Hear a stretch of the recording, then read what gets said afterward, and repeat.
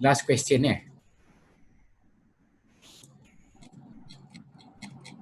Susah sangat ni soalan ni. Kecilkan sikit.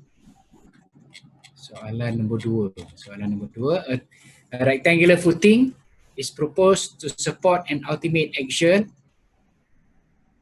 Okay, sure. Yang bahagian B.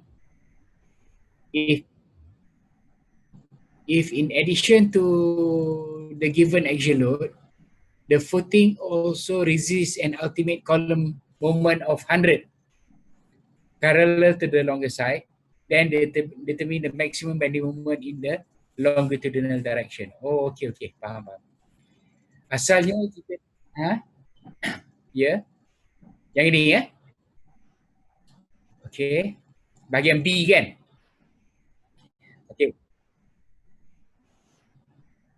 Alright, kita cuba tengok mula-mula daya diberi sekejap.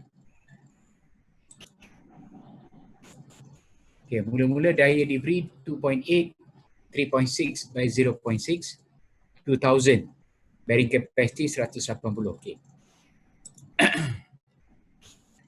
Okay, let's see kita ada foundation yang diberi rectangular footing. Okay, rectangular footing yang mana dia punya panjang is berapa? 3.6 3.6 kan? Panjang dia. Tebal dia is 2.8. Oh, 2.8 panjang. Lebar? Panjang 3.6, lebar 2.8. Okay. Panjang 3.6 meter. 3.6. Yang ini okay, 3.6. Yang ini 2.8. Tebal dia 600 kan? 600. Okay, asalnya tebal 600. Okay, 600. So, kita ada column. Okay. Given column. Di sini pun ada tiang satu. Sama di sini.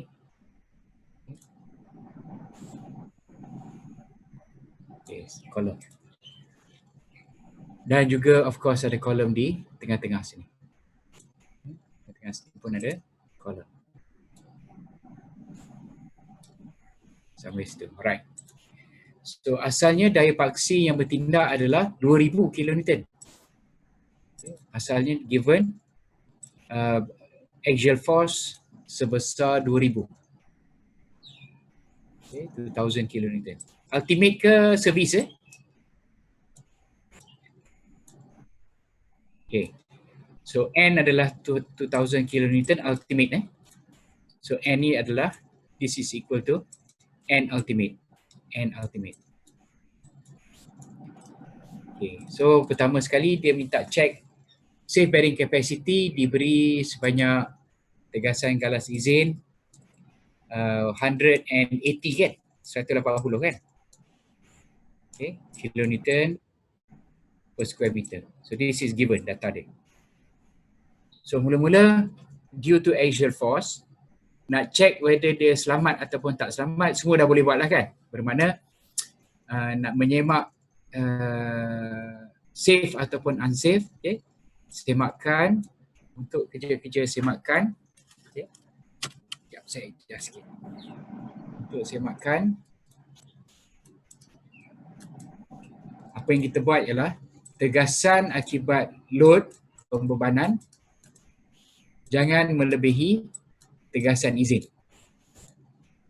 So kalau kita dapat satisfy this condition, maka confirm bahawa size yang dicadangkan adalah sesuai.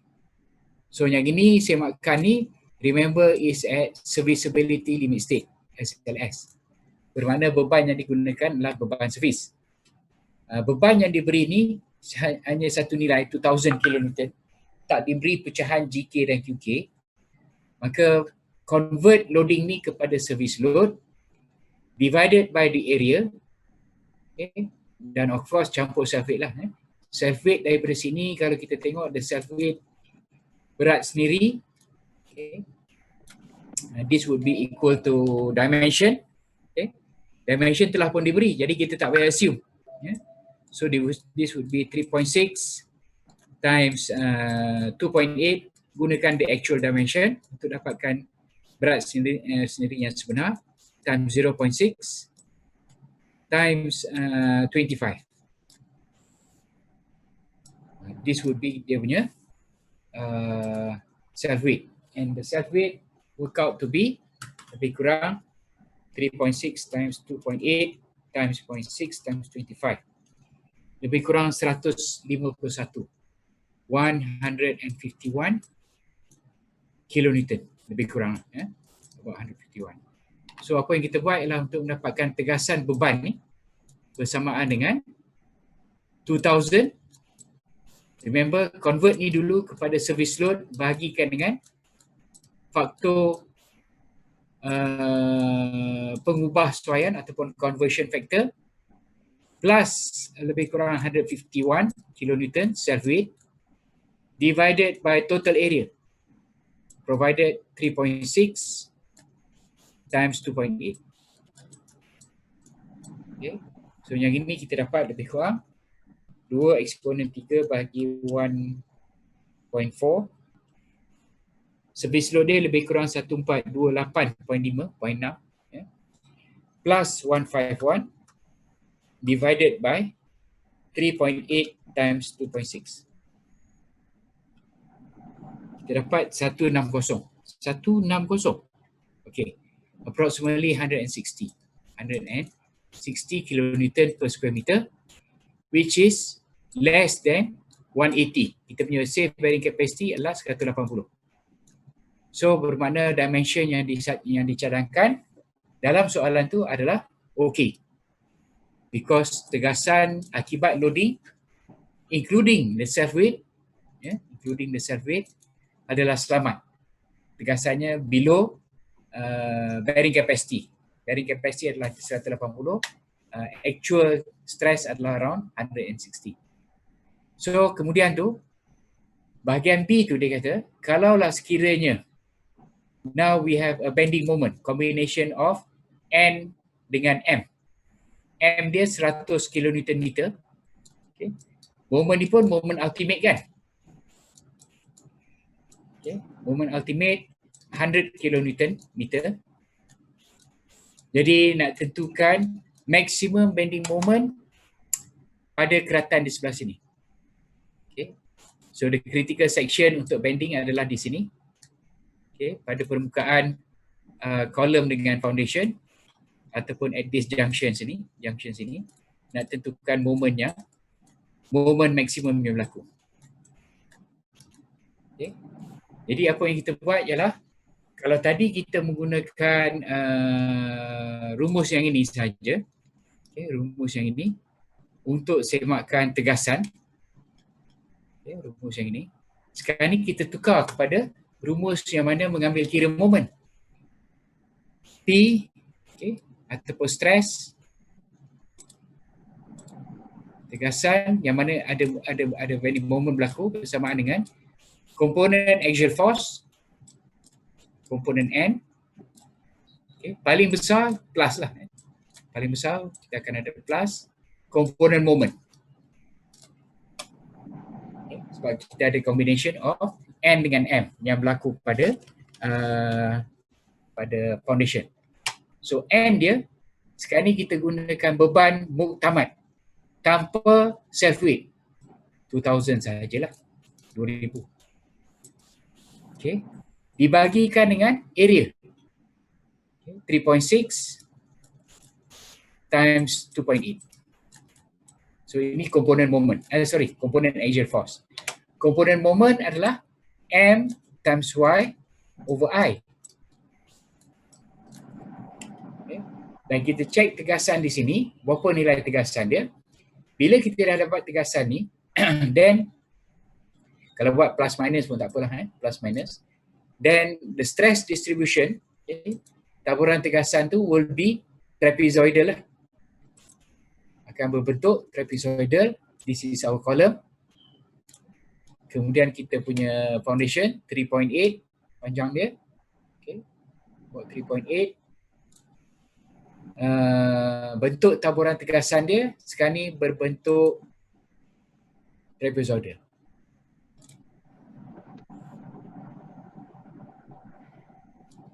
Will be trapezoidal. Maksimum di sini, minimum di sebelah sini. Okay. And then kita ada macam ni lah. Ini bentuk taburan tegasan yang baru. Stress distribution due to combination of N dengan M. Okay. Kita ada daya paksi N dan juga bending moment M. M dengan N. So nak dapatkan nilai di sini, maximum value, kita pluskan equation tadi, minimum value kita minus. So balik pada persamaan tadi, okay. So balik pada persamaan sini, this equation, maka kita dapatlah nilai tegasan sini. So kalau kita work out, I dia berapa dapat? BH³ bagi 12. Okay. BH kuasa 3 bagi 12 over 12. Okay. Moment kita dah ada 100 sebab sekarang ni at ultimate at ultimate. Maximum bending moment yang boleh ditanggung ni, bila kata moment ni bermakna kita merujuk kepada ultimate. Kalau serviceability ni lebih kepada semakan tegasan. Tegasan akibat loading dengan tegasan izin, okay, dan sebagainya. So dalam soalan tu dia kata maximum moment yang berlaku pada keratan di sini bermakna kita refer terus kepada ultimate limit state punya condition. Okay, ultimate limit state, tak perlu kita check dah yang ni sebab dia tak suruh check pun. Boleh kalau nak check sama ada masih selamat ke ataupun tak selamat foundation ni. Tapi soalan ni tak minta.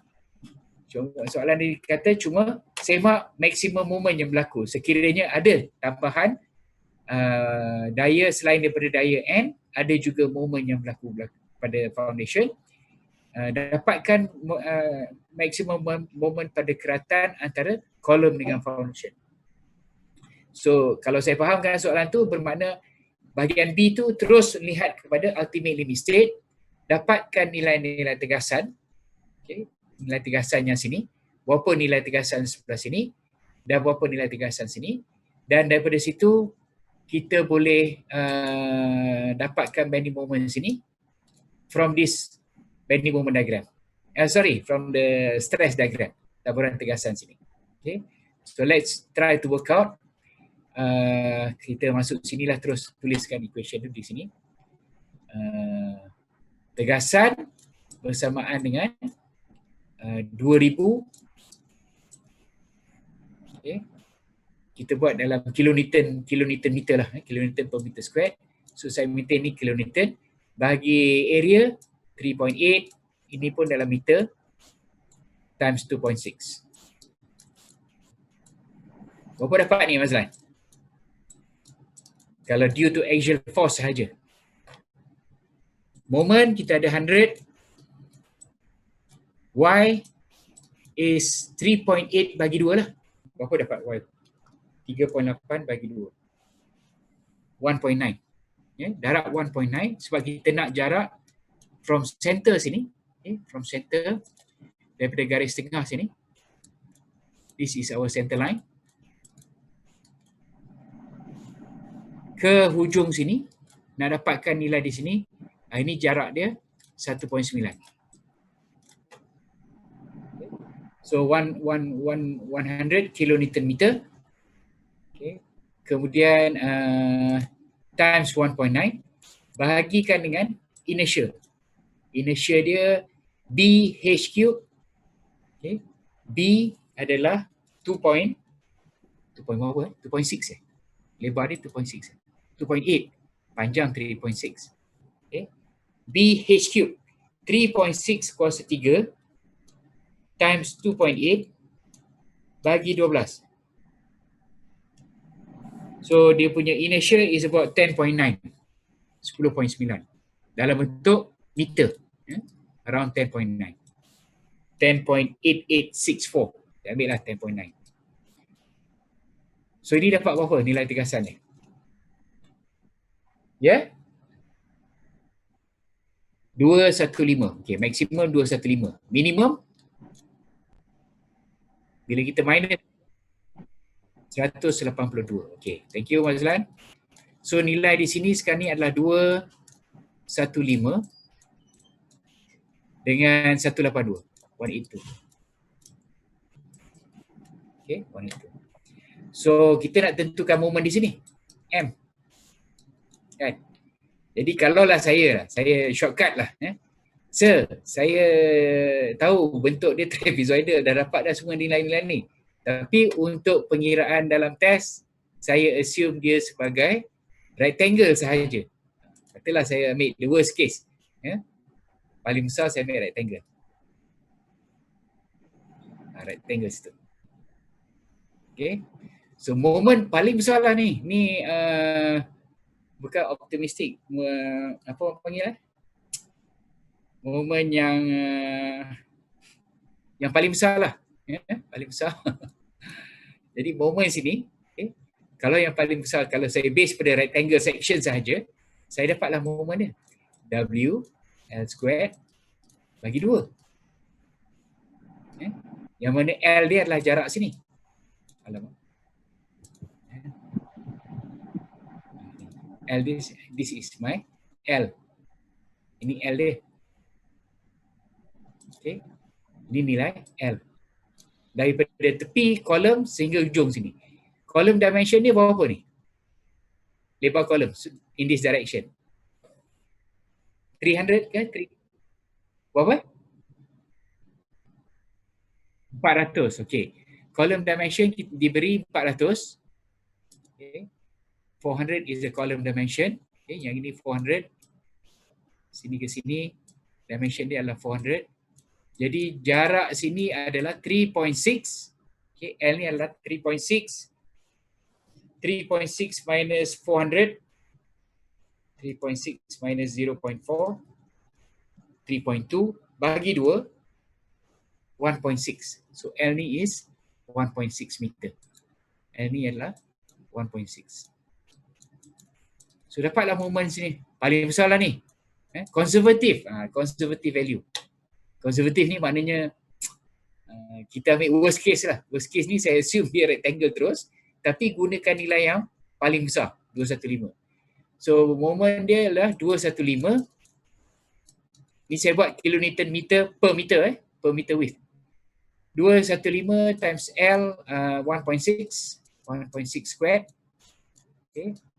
Bagi 2. Okay. Ini bersamaan 1.6 squared times 215 bagi 2. WL squared bagi 2. Dapatlah lebih kurang 275.5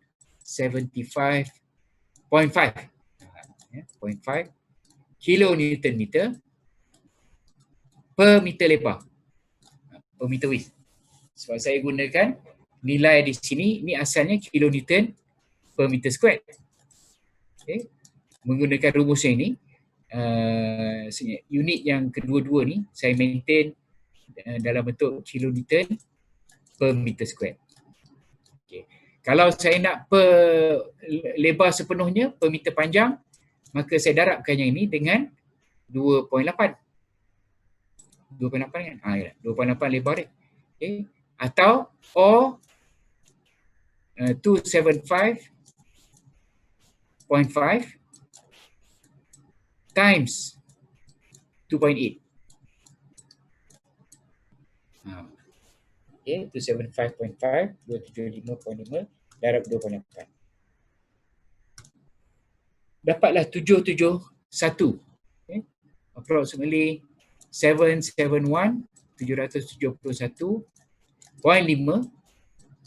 kilo Newton meter sahaja. Tak ada per meter. Kilo Newton meter. Okay, kilo Newton meter. So sama ada jawapan ni dalam bentuk per meter panjang pun boleh. Okay. Ataupun per meter kilo Newton meter sahaja pun boleh menggunakan lebar sebenar. Yang atas tu untuk lebar per 1 meter lebar. 275.5 kilo Newton meter per meter lebar. Jadi yang inilah dua nilai ni, sama ada per meter width ataupun menggunakan lebar sepenuhnya 2.8, dapatlah 771.5. Lebih kurang lah approximately 771. Kalau solution dia berapa? Ada tak solution dia? Saya ada bagi sekali kan solution dia. 753. Okey. Lain sikit kan? Sebab remember saya gunakan base pada rectangle section. Rectangular. Sebenarnya it is 215. Kita kena tahu berapa nilai di sini. What is this value? Dekat sini. Stressnya kat sini. Kalau nak tahu yang sebenar lah. Ya. So kalau nak tahu sebenar, nak dapatkan stress di sini, gunakan rumus yang sama ni. 2000 bahagi 3.8 darab 2.6 plus, sebab di sebelah kanan dia plus 100 times 0.2, bukan 1.9, sebab jarak daripada center line kepada titik di sini, okay, jaraknya adalah 200. Sini ke sini. Ini saya padamkan dulu.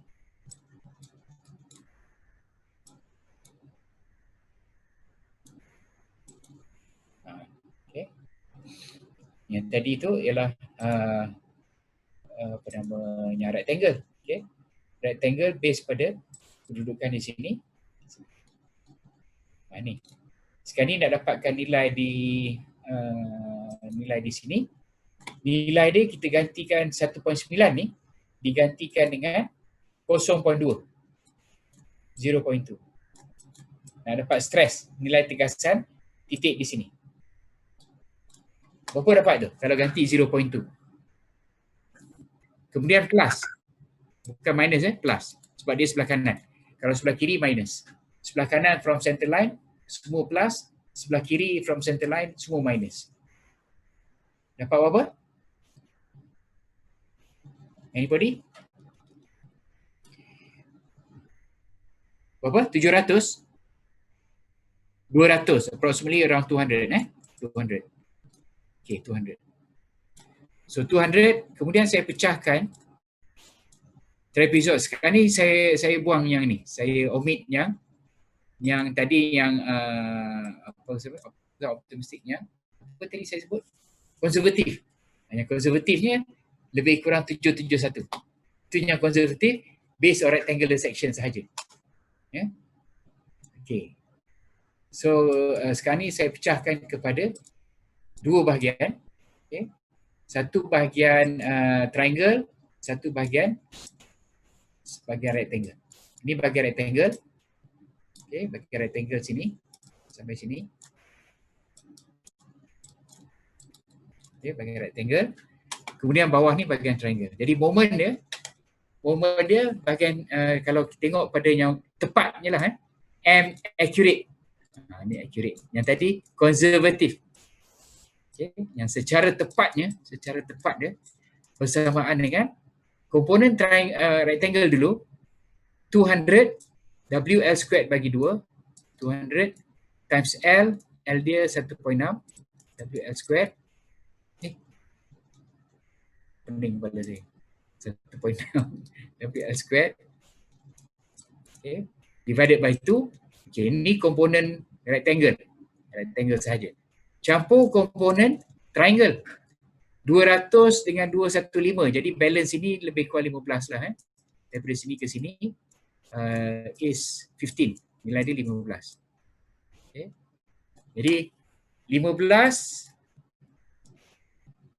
okay, times 1.6 bagi 2 area of triangle. Okay. Kemudian darabkan dengan lever arm. Lever arm dia 1.6, 2/3 daripada 1.6. 2/3 times 1.6. Ui, tinggal 10 minit je. Baru satu soalan ni. Okay, tak apa. Okay, anybody boleh work out ni? Berapa nilai dia? Ya? Yeah?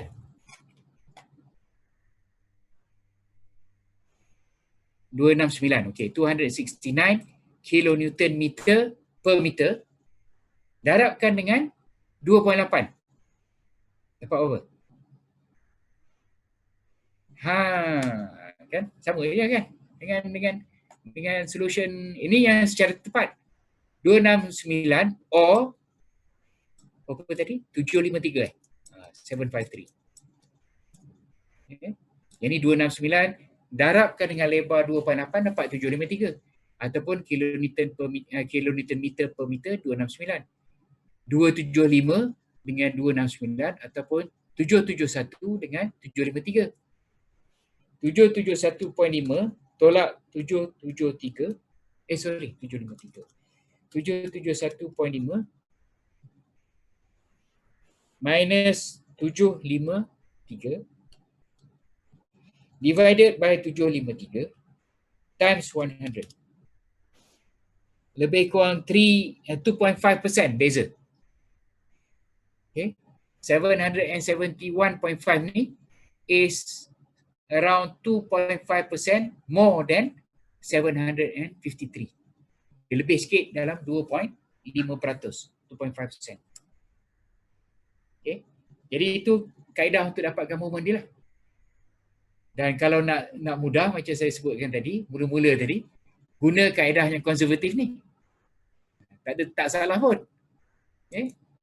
You can use the conservative method ni yang mana kita assume dia punya apa nama?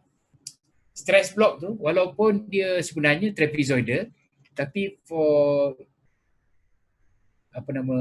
design purposes maka dianggap stress block tu sebagai rectangular sahaja. Okey, rectangular sini.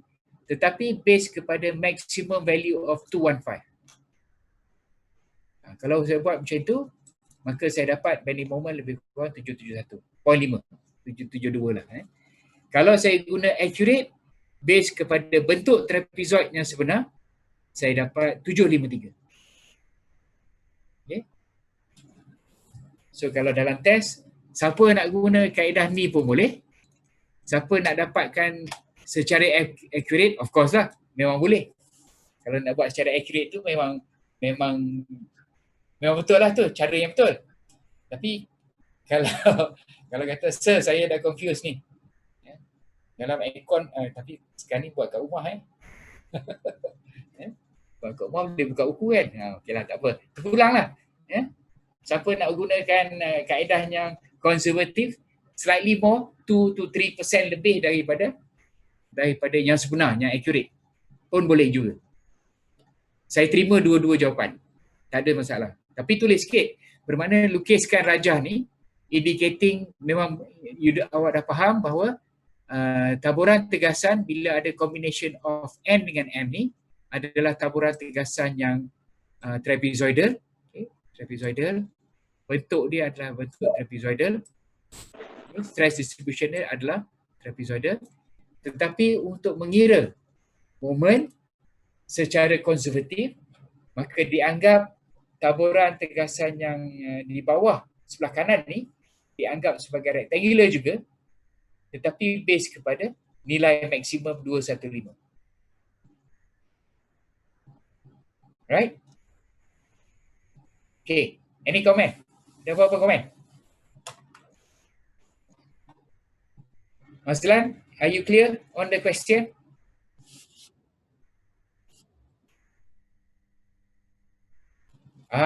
Okay, awak guna. Okay. Jadi kalau konservatif dapatlah slightly more, around 2 to 3% lebih sikit daripada secara tepat. Ya. Kalau siapa yang buat dengan Excel, okeylah boleh dapat secara tepat. Tapi kalau manual calculation, kalau manual calculation takut tersilap pula di sini, ada yang nilai-nilai sini tersilap ke apa ke. Lagipun kalau guna yang konservatif, kita tak payah tahu 200 ni tak tahu pun tak apa. We don't need to evaluate pun. Sebab saya guna based on 215. Jadi saya tak perlu menilai pun nilai 200 ni. Kalau menggunakan cara konservatif sebab saya base kepada 215 terus rectangle. Kalau saya gunakan secara accurate, then I have to evaluate. Nilai ni perlu tahu berapa nilai ni. 200 ni. Kena evaluate dia berapa. Okay. Kita dah dapat ujung sini dengan ujung sini. Tapi nilai di sini nak kena dapatkan berapa nilai dia, baru kita boleh gunakan secara accurate atau mengira secara accurate. Kalau yang ini shortcut sikit, beza baru 2.5%, bukanlah 25%, only 2.5%. So within reasonable punya plus minus 2.5% tu, plus minus 5% pun okey lagi, So itu saya punya komen lah, bermakna yes, you can use this method yang konservatif sikit. You will end up with a bit higher of bending moment based on konservatif punya approach, yang mana kita assume walaupun kita tahu the stress distribution adalah trapezoidal, tapi kita mengambil kira memudahkan pengiraan dengan menganggap bahawa shape of the stress is rectangular berdasarkan kepada nilai maksimum, dan daripada situ dapatlah nilai moment 275.5 ataupun kilonewton meter per meter ataupun 771.5 kilonewton meter sahaja.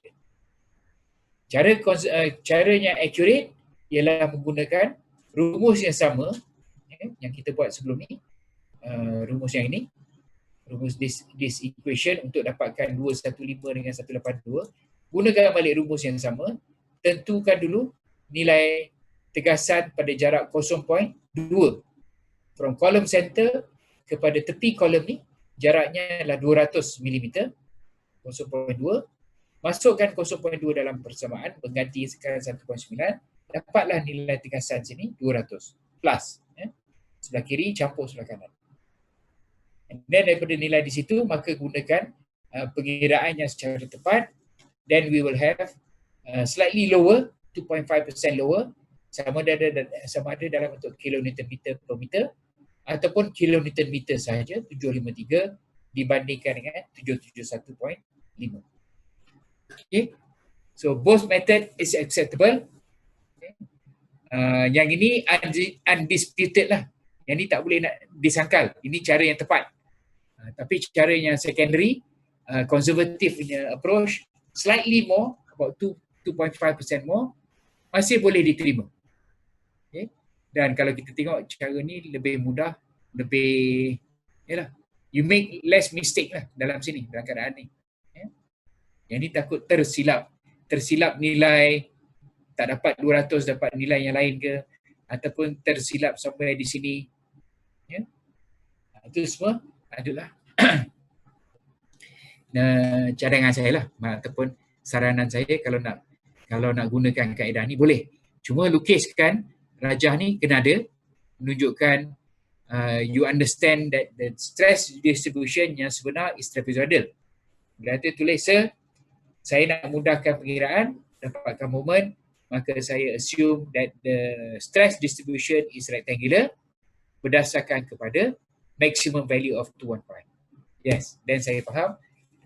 Okay, the student ni dia faham dan dia menggunakan secondary method untuk evaluate moment, yang mana perbezaan dia tak besar, 2.5, 3%, between 2 to 3% saja, tak jauh beza dia.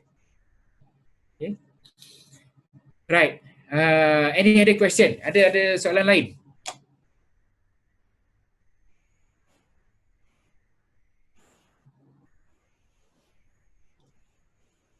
Kalau kolom ni diberi kolom bulat.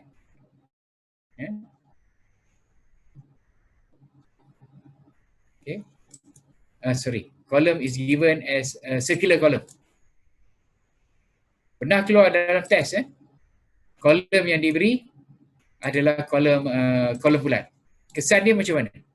Apa kesan dia kalau tiang ni tiang bulat?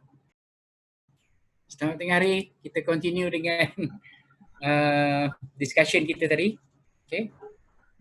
Berkaitan dengan soalan apa tadi? Soalan foundation. Okay. Alright.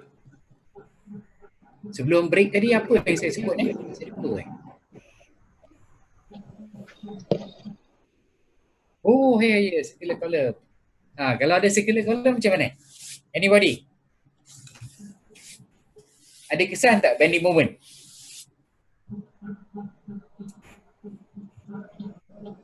Kalaulah diberi kolom yang circular from plan view, kita diberi satu kolom yang bulat. Selalu kita tengok contoh semua ni plan view, from plan view foundation kita, rectangle ke ataupun square ke tak kisahlah And then instead of a normal square ataupun rectangle punya column, dia bagi condition sekarang ni, condition dia circular column.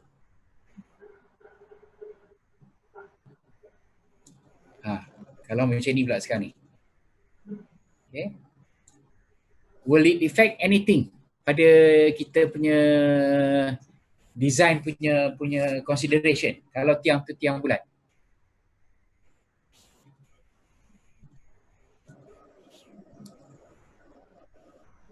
Ada kesan tak apa-apa? Kalau tiang yang diberi tiang bulat.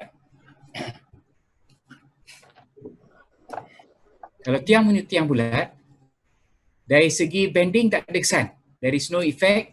Masih critical section untuk bending junction antara beam foundation dengan column. We're still looking at junction yang sama. Bermakna kalau cross section, saya punya cross section, okay, cross section of kita punya tiang bulat tadi, cross section dia, okay, and then kita ada foundation di bawah ni, okay, foundation kita.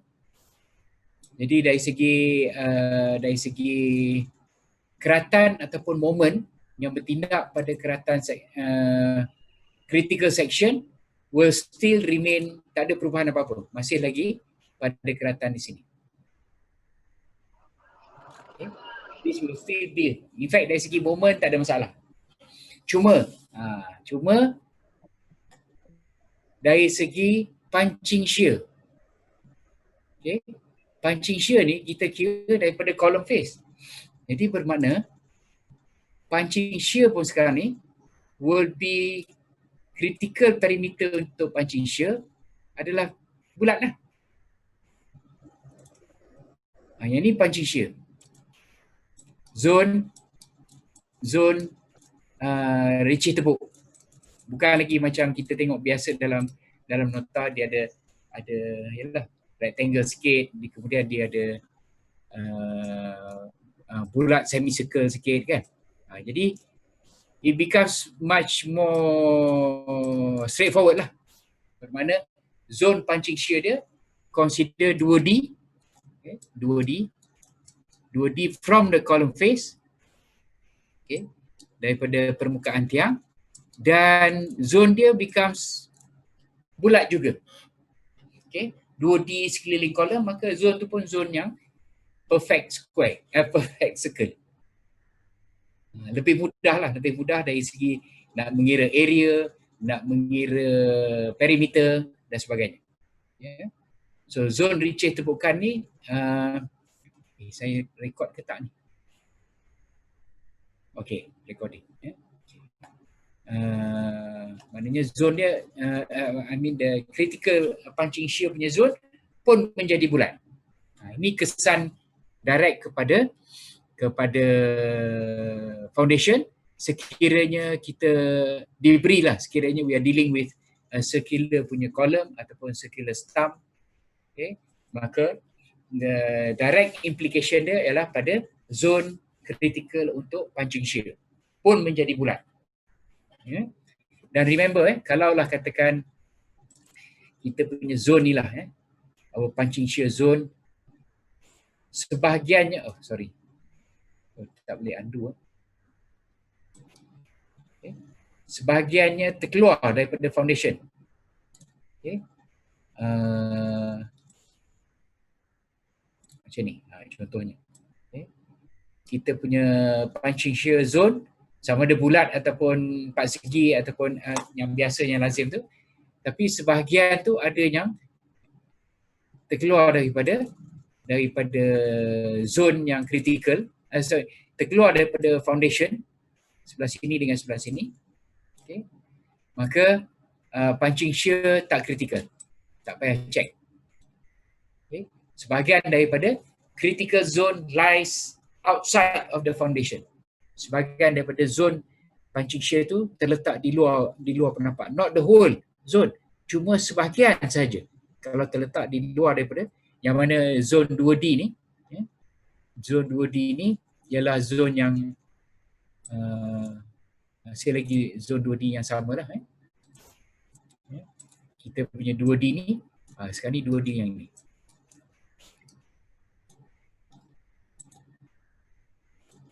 Okay, 2D. 2D. Kita keluar daripada critical zone, then kita punya punching shear tak berlaku. You don't have to check for punching shear at zone 2D. Cuma semak punching shear yang di sekeliling kolom sahaja. Yang ni ada punching shear masih berlaku, di sekeliling tiang tu masih ada. Tetapi punching shear di zone yang 2D tu dah tak berlaku sebab critical zone sebahagiannya dah terkeluar pada foundation. Yang ini possibility berlaku sekiranya kita punya ukur dalam tu besar. 900 contohnya. Jadi 900 kalau kita punya 2D, okay, katalah D 850. 2D dah 1 meter lebih. 1 point something meter. Ya? 1.2D 850 kali 2 berapa? 0.85 times 2. 1.7 meter. Bermakna 2D ni, sini dah 1.7. Katalah saya ambil ni, D dia 850. 1.7 meter. Okay. 1.7 meter. Sebelah sini pun 1.7. Diameter ni kolom katalah 400 mm. Diameter dia. So all together dah berapa dah? 1.7 plus 400 plus 1.7 times 2 plus 0.4. Total dah 3.8. Total. Daripada hujung sini sampai hujung sini 3.8. And then katalah foundation kita ni 3.2 saja lebar sini. Padahal daripada hujung sini, alamak. Ya. Saya guna ni lah. Guna pembaris ni. Okay. Hujung sini sampailah hujung sini. Dimension dia dah 3.7. Okay. Hujung sini ke hujung sini is 3.8 sebenarnya. 3.8.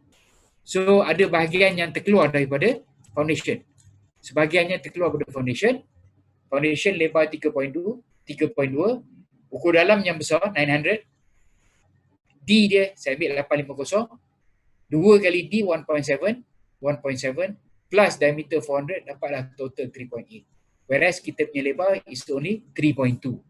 Ini menunjukkan sebahagian daripada zone critical lies outside of the foundation punya size. Maka kalau berlakunya case macam ni, then we don't need to check for punching shear yang ni, tak perlu check. Ya. Hanya semak punching shear di sekeliling kolom sahaja. Okay. Itu kesan direct dia. The direct effect of having a circular punya column. Alright. Okay. Anybody else kalau ada soalan apa-apa? Syami? Syami ada soalan? Masih mencari soalan. Dah cuba dah ya, soalan-soalan, tapi saya bagi pun tak banyak sebab saya yalah pada saya tu tak ada. Mungkin hari ni saya dekat office mungkin boleh lah saya dah carikan lagi yang lama-lama tu. Nanti saya share kan. Right. Berapa ramai kita ni? About 24 of us. About half the class ada. Okay. So kita gunakan masa ni sebagai kita punya discussion punya ni lah. Okay. Putri dengan Azlin. Any question? Ada soalan? Putri dengan Azlin? Ya. Ada? Sir. Ada. Akbar? Saya nak tanya. Okay. Yes. Untuk yang kolom nanti, kan akan ada slender dengan non-slender, betul tak? Lepas tu, macam slender dengan non-slender. Kan dalam contoh macam dalam buku, kan ada both axis, minor axis, major axis kan? So nanti nanti kita buat dua-dua both axis kan? Okay. Contoh kalau kita tengok balik, ini berkaitan dengan kolom, memang akan ada consideration sama ada slender, mungkin keluar slender, okay, ataupun short ataupun non-slender, short column, ataupun non-slender. So dari segi preparation memang pelajar semua kena be prepared lah, sama ada short column ataupun non-slender column ataupun maybe slender column yang keluar. So saya pun tak pasti sebab yalah soalan pun saya pun tak tengok soalan, mungkin esok baru dia orang baru terang distribute soalan dia, ya. So daripada sini bermakna you need to prepare both condition, sama ada short ataupun slender. Kalau short kita hanya first order moment sahaja, hanya consider first order. Kalau slender yang problem sikit di mana kita ada combination of first order, okay, first order dengan second order. Kita kena consider dua bending moment. Ini yang perbezaan dia paling besar ketara dia. The main difference between slender dengan non-slender ni ialah dari segi nak mengira nilai moment. Inilah dua dia yang paling ketara sekali. Okay. Nak dapat moment pada short is very straightforward. First order, yang mana first order moment ni is from analysis lah. Daripada analisis. Daripada subframe analysis. Daripada subframe kita dapat dia punya bending moment. Yang second order ni ialah yang kita tengok tu, N times E2 tu. E2 ni lah yang problem sikit nak tentukan. Okay. E2 ni datangnya daripada deflection of column untuk slender sahaja. Dia berlaku second order moment untuk slender sahaja. Kalau first order tak ada second order moment, cuma first order sahaja. Okay. Dan beza dia di sinilah untuk dapatkan moment. Once kita dah dapat daya paksi dan juga moment, analisis reka bentuk dia is straightforward aja, menggunakan carta using charts ni, ya, carta reka bentuk. Cuma nilai moment, nak dapatkan moment ni berbeza untuk slender dengan non-slender sebab slender ni ada pengiraan combination of first and second order bending moment. Right? Kemudian yang Syami kata tadi, ada yang bending about minor axis, ada yang bending about major axis. Okay? So yang ini kena tengok pada soalan. Contohlah, contoh I have a column. Okay, saya ada column. Okay. Dan kemudian dinyatakan ada rasuk. Katalah ada rasuk sebelah sini, sebelah sini, sebelah sini. Katakan yang ini sebagai rasuk utama. Okay. Main. Okay. Secondary, whatever soalan yang keluar, kena imagine daripada plan, maknanya cuba imaginekan plan view of the column dengan orientation beam yang masuk pada column tersebut. Selalunya soalan diberi dalam isometric view.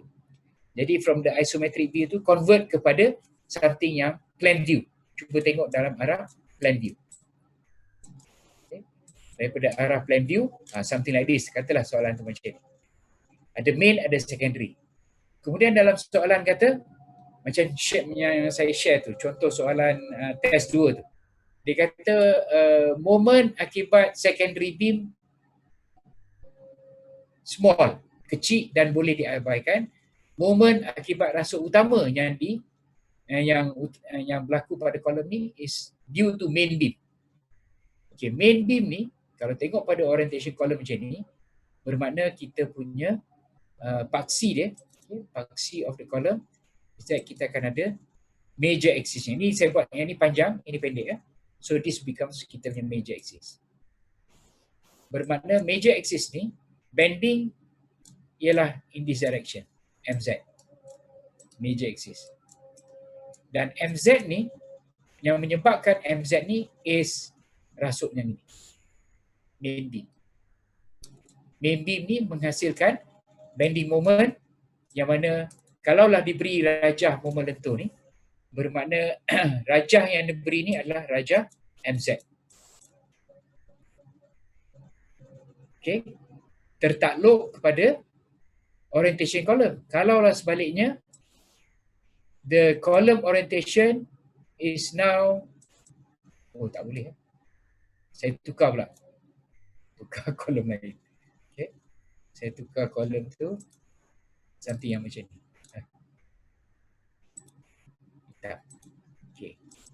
Kolom dia macam ni. Okay. This is now the orientation of the column. So kalau column orientation macam ni, bermakna paksi Z dia dah ubah.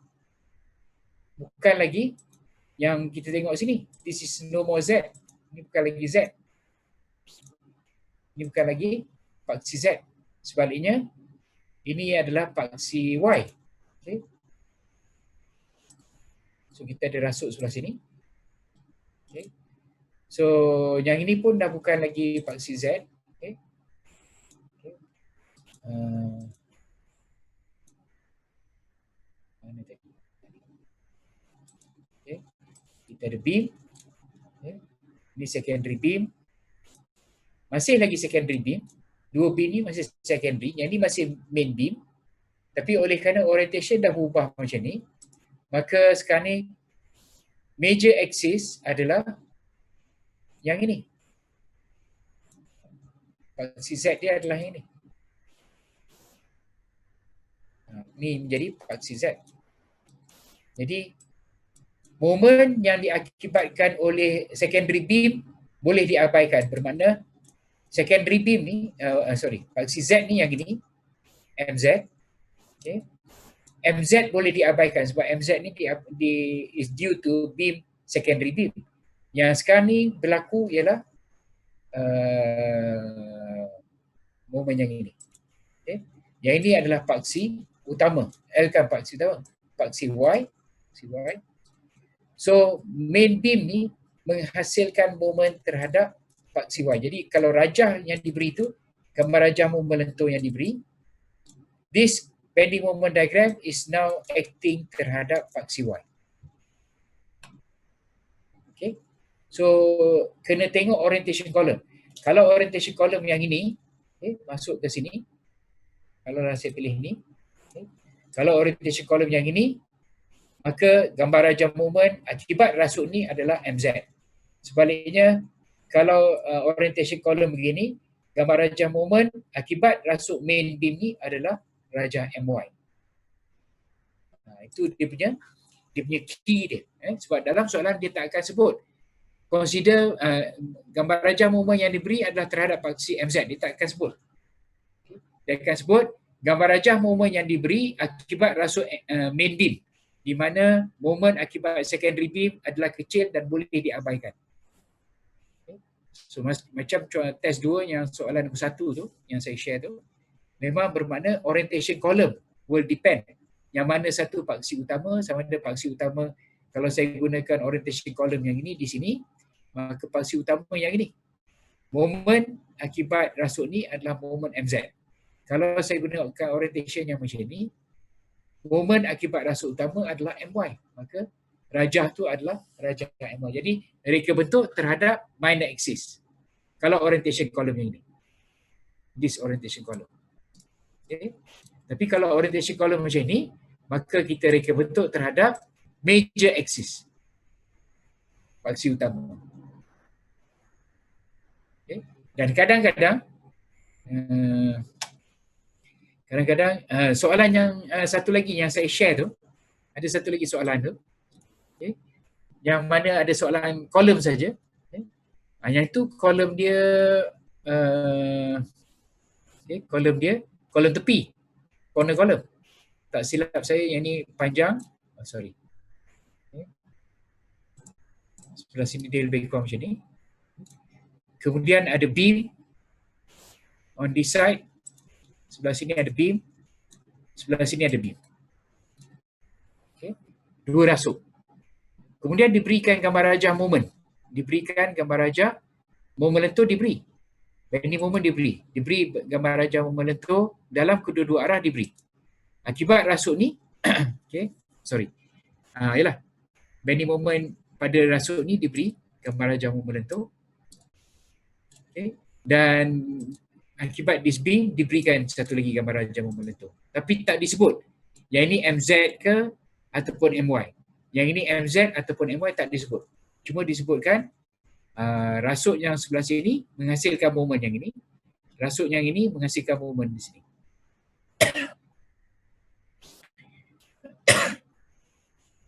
Yang ni merah kan, saya guna merah lah. Okay. Rasuk yang ni menghasilkan moment ni. Rasuk yang warna biru. Okay. Rasuk yang warna biru menghasilkan moment yang ini. Cuma itu je disebut. Jadi kita kena figure out yang ini MZ ke MY, yang ini MZ ke MY. Jadi kita tengok balik pada orientation column.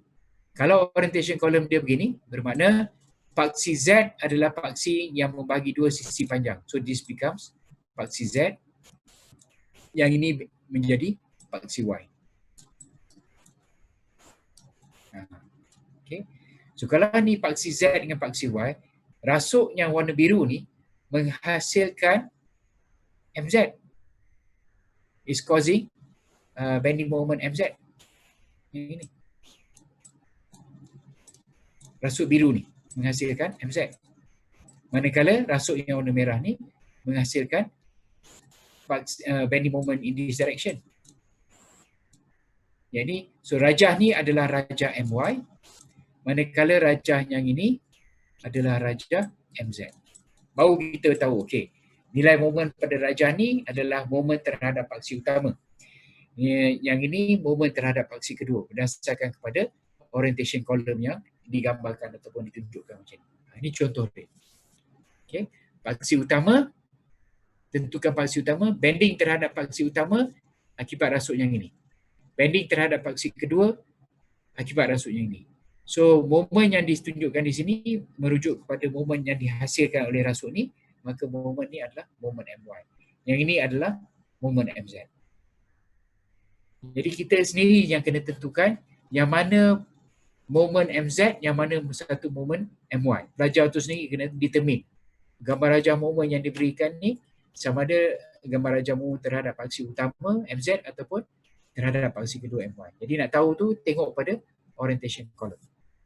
Sebaliknya, kalaulah orientation column dia berubah, kalau orientation column ni dah tukar, okay. Yang ni tadi, ni pun saya letak sini sekali. Ini pun sini. Yang ini pun sini, MZ. Yang ini MY. Okay. So, ini apa dia ni? Iris lah ni. Iris. Okay. Ini pun tak apalah. Biar je. Okay. Sekarang ni orientation column. Macam ni pula.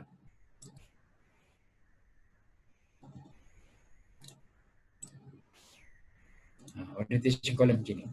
So, yang paksi Z. Okay. Paksi Z adalah paksi Z ni yang inilah saya ni hijau lah, hijau tak guna lagi. Ini paksi Z. Okay, paksi Z dan yang ini menjadi paksi Y. Okay, paksi Y. Jadi rasuk yang merah ni menghasilkan MZ. MZ. So yang ini dah tukar jadi bukan MY lagi dah tukar jadi MZ. Dia dah jadi MZ. Yang ini dah jadi MY. Okay. Sebab yang ini menghasilkan lenturan terhadap paksi Y. So ini jadi MY.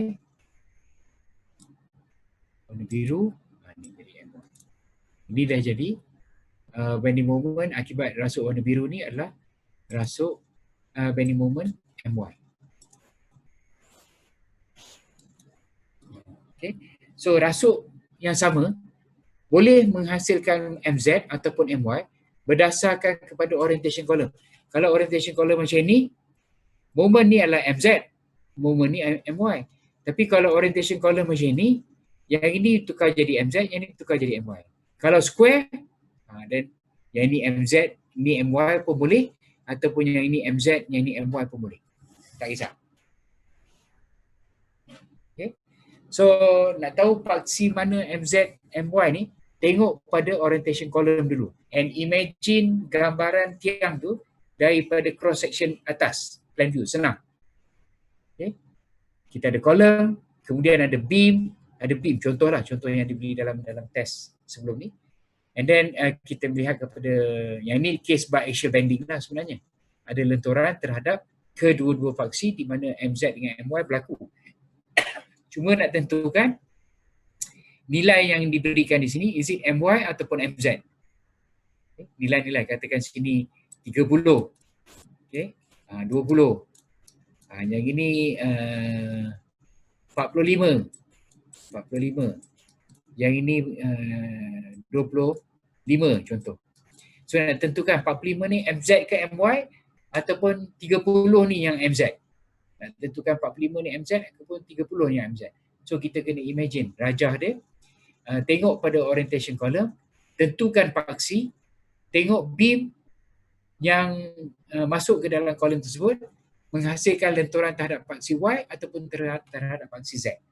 Then baru kita katakan, okay, kalau case yang macam ni, orientation column begini, maka bending moment akibat rasuk merah adalah bending moment MZ. Bending moment akibat rasuk biru adalah bending moment MY. Tapi kalau column orientation dah tukar macam ni, duduk di sini, maka rasuk biru menghasilkan MZ, rasuk merah menghasilkan MY. So ini nilai MY, yang ini nilai-nilai MZ. Okey Syami? Okay sir, clear. Terima kasih. Clear Jadi memang soalan dia tak akan nyatakan momen yang diberi ni adalah momen MY, momen yang diberi ni MZ. Tak, dia tak akan nyatakan. Dia akan katakan momen akibat rasuk merah menghasilkan momen yang ini, akibat rasuk warna biru ni menghasilkan momen yang ini. So from here you need to determine sama ada yang ini is it MY ataupun MZ, and yang sebelah sini pun sama ada yang ini momen MZ ataupun momen MY. Nak tahu for sure kita kena imagine kolom tu daripada atas, tengok pada orientation column. Kalau orientation column memanjang begini, faksi Z membagi dua sisi panjang. So this beam, red beam is causing MZ. The blue beam is causing MY. So bermakna confirm rajah ni adalah rajah MY dan rajah ni adalah rajah MZ. Sebaliknya kalau column orientation macam ni, maka rajah ni menjadi rajah MZ dan rajah yang ni menjadi rajah MY. Okay. So dia akan tukar. Okay. Dia akan tukar bergantung kepada orientation column, depending on the column orientation. Imagine daripada plan view lah, tengok pada plan view senang. Okay. Siapa lagi yang ada soalan? Yes, siapa? Iskandar. Okay, Iskandar, right. Okay, apa dia soalan Iskandar? Yang slide sebelah tadi tu yang ada dua orientation tu. Yang ini, Satu lagi, yang latest. Sebelum ni. Yang ini, mana eh? Yang latest. Yang ni ya? Sir, untuk yang ni kan station dia berubah kan? Pemilihan nilai dengan height dia sama ke tak sir? Pemilihan nilai apa? Base dengan height dia, B dengan H dia. Untuk calculation moment kan kita ada pilih B dengan H kan? Okay, B dengan H, betul. Lepas tu kalau orientation dia berubah daripada major ke minor, B dengan H dia tetap sama ataupun berubah? Yes. Betul Iskandar. Setiap kolom, Yes, okay, setiap kolom ni memang kita ada designation. Yang panjang kita istilahkan sebagai H. Yang the shorter dimension sebagai P. This is the general punya general punya notation secara umum. Tapi sekiranya okay, kalau kita hanya consider case yang macam ni. Case ni. Lenturan terhadap satu paksi saja, akibat rasuk utama, akibat rasuk kedua abaikan.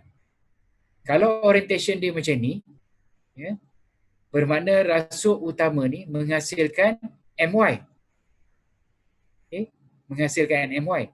So bila nak design this column ni, then yang ini adalah nilai H, yang ni adalah nilai B.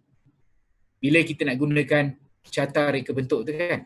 Sebab sini ada M over B H squared FCK kan. Okay. Jadi H dengan B tu kena pilih betul-betul.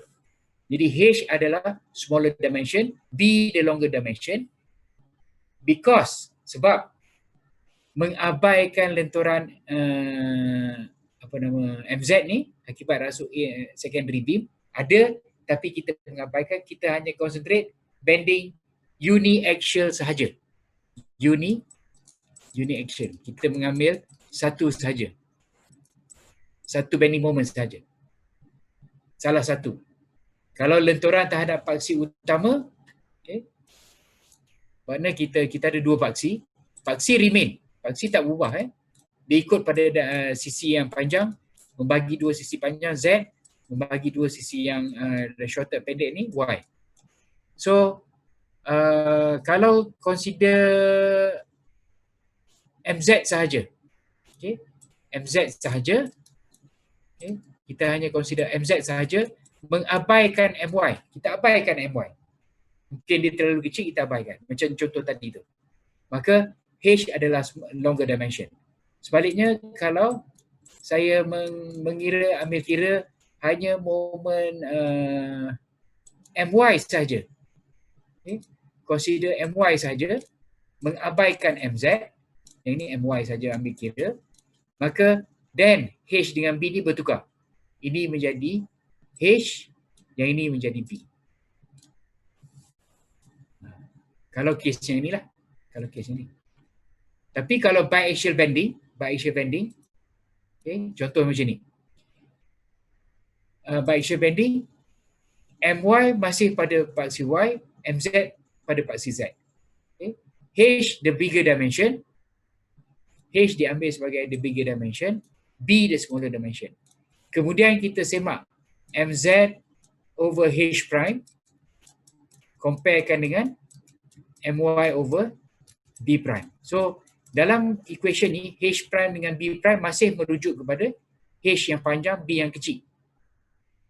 Kemudian bila kita dah confirm, dah confirm yang ini yang kontrol, MY yang kontrol. MY over B prime yang lagi besar daripada sebelah kiri, then baru H dengan B tukar. Baru kita tukarkan H dengan B. H menjadi smaller dimension, B menjadi bigger dimension. Once kita dah determine sebelah kanan bigger dan sebelah kiri, jadi H adalah smaller dimension, B the bigger dimension. Tapi kalau sebelah kiri lebih pada sebelah kanan, then maintain H yang besar, B yang kecil. Selepas semakan. Sebelum semakan, H dengan B maintain H yang panjang, B yang kecil. Lepas semakan baru kita tahu. Okay, bending terhadap paksi Y yang kontrol. Jadi bending terhadap paksi Z. Ya, Syamil. Sir, kiranya dia punya orientation beam tu dah berubah. Dia jadi beam yang ZZ yang bahagian bawah ni. Beam tak berubah. Beam will never change. Column akan ubah. Bukan orientation ubah. Nilai H dengan, sebab dalam Eurocode dia nyatakan H ni sebenarnya ialah satah terhadap arah lenturan yang dipertimbangkan. Satah ni apa? The plane about which bending is considered. Kalau kita consider MY saja, abaikan MZ, maka H dia yang ini. H dia adalah the smaller dimension, B the bigger dimension. Cuma secara general, secara umum, initial kita punya assumption ataupun initial punya sign notation, H besar, B kecil. Tapi bila dah semak macam ni, kita kata orientation column tak ubah. Okay, kita semak biaxial bending. Ni case biaxial bending lah. Case biaxial bending. Yang mana MY bagi B prime ni lebih besar daripada MZ over H prime. Jadi MY yang kontrol. Kan? Bermakna bila case ni berlaku, maka kolom tu kita consider hanya bending about, orientation column masih sama. Okay. Masih sama orientation column. this is paksi bermakna kita punya orientation column yang ini. Okay. MY yang consider, MY yang control, maka yang kita dapat yang control ni, ini Z, ni Y. So yang ini yang kita akan bermakna initially biaxial bending, dua-dua ada moment. Tapi kalau MY yang control, maka kita dapat rajah dia macam ni je, MY prime saja. MZ tu hilang terus. MZ hilang terus. So yang ini yang menjadi H, yang ini yang jadi B. Okay. Kan kita ada MY prime bersamaan dengan MY campur beta H prime, B prime bagi H prime. Kalau MY dia B prime bagi H prime times MZ. Lebih kurang macam ni lah formula ni. Betul. Jadi nilai B dengan H ni yang dah berubah. B menjadi yang besar, H menjadi yang kecil.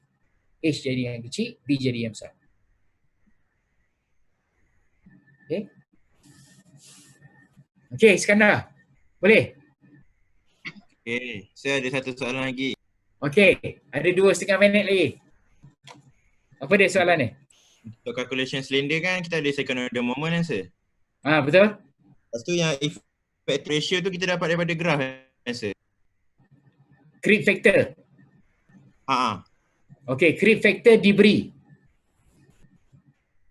Creep factor is given. So kalau tengok dalam soalan tu ada creep factor, tahulah ini kolom ni jenis kolom cylinder kan? Ya. Jadi faktor rayapan, merayap ni, creep ni. Faktor rayapan ataupun creep factor diberi kalau soalan tu melibatkan second order moment, sebab kita perlukan that creep factor untuk mengira. Kalau tak diberi, assume. Okay, dah sewa, dah check dapat cylinder, tapi dalam soalan tak ada pula bagi creep factor.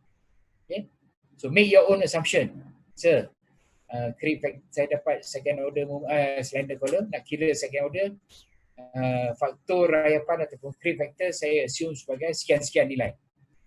Okay, buka buku balik, berapa nak assume, tengok balik dalam buku. Kan? Dalam buku ada gunakan creep factor, tulis tu. Saya guna creep factor sama macam dalam buku, page sekian. Tulis tu. Itu sekiranya kalau tak diberi. Kalau diberi, gunalah nilai yang diberi untuk faktor rayapan. Untuk case yang slender column. For slender column cases, memang kita perlukan second order moment. Ada kesan daripada second order moment untuk slender sahaja. First order tak ada. Ini yang timbul sampai ada 4 case tu. Okay. Kalau brace pula, kalau slender brace, okay. Kalau brace kita ada 4 possibility. Ada 4 possibility untuk kalau brace. Okay. Kalau unbrace, tak payahlah. Memang M02, okay. M02 plus M2, inilah moment dia, moment mereka untuk unbrace. Kalau untuk brace yang kita ada M02 pertama. Yang kedua M01 MOE plus M2. Yang ketiga M1 plus M2 bagi 2. Yang paling kecil je lah M minimal lah.